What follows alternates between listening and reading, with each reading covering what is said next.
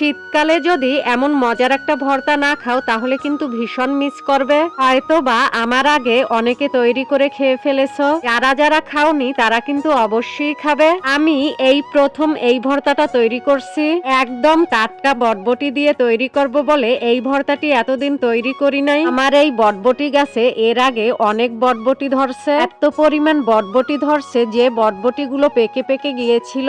আমার হয়তোবা ছাদ বাগান নেই, তাই আমি এই চালের উপরই বটবটির বাগান করেছিলাম। মাশাআল্লাহ, আমার চালের বাগানে বটবটির ফলন অনেক ভালো হয়েছে। গ্রামে থাকার কিছু ভালো জিনিসের মধ্যে এটা হলো একটা টাটকা টাটকা সবজি, একদম নিজ হাতে রোপণ করে সেখান থেকে তুলে খাওয়া। যেহেতু গাছে অনেক বটবটি ধরছে তাই ওখান থেকে কিছু বটবটি তুলে নিয়ে এই ভর্তাটি করব।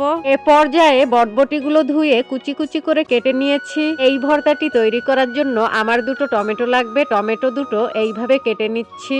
এই ভর্তার মূল আকর্ষণ হচ্ছে টমেটো, টমেটো না দিলে একদমই ভালো লাগবে না। এ পর্যায়ে জ্বলন্ত চুলায় মাটির সেই কড়াইটা বসিয়ে দিলাম। খানিকটা সরিষার তেল দিয়ে কেটে রাখা টমেটোগুলো কিছুক্ষণ ভেজে নিব। যতক্ষণ পর্যন্ত টমেটোগুলো না সিদ্ধ হচ্ছে ততক্ষণ পর্যন্ত ভেজে নিব। সিদ্ধ হয়ে যাওয়ার পর টমেটোগুলো তুলে নিচ্ছে একটা বাটির মধ্যে। তারপরে সেই একই তেলের মধ্যে মরিচগুলো ভেজে নিচ্ছি। মরিচগুলো আমি বেশি লাল লাল করে ভাজবো না, বেশি লাল লাল করে ভাজলে ভর্তার কালারটা দেখতে একটু ভালো লাগবে না। এ পর্যায়ে কড়াইয়ে দিয়ে দিব বটবটি এবং কয়েকটা রসুনের কোয়া। তারপরে পানি দিয়ে বটবটিগুলো সিদ্ধ করার জন্য ঢাকনা দিয়ে ঢেকে দিব। ঢাকনা দিয়ে ঢেকে দিলে খুব সহজেই তাড়াতাড়ি বটবটিগুলো সিদ্ধ হয়ে যাবে।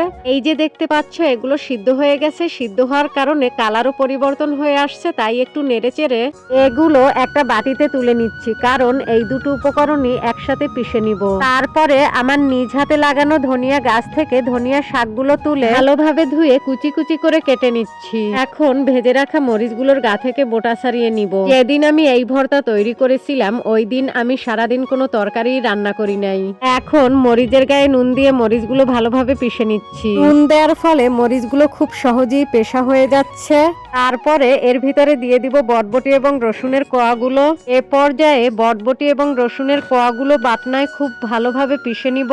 তারপরে এর ভিতরে ভেজে রাখা টমেটোগুলো দিয়ে দিব। টমেটোগুলো একসাথে পিষে নিব। টমেটো দেওয়ার পর ভর্তাটা একদম মাখো মাখো হয়ে গেছে।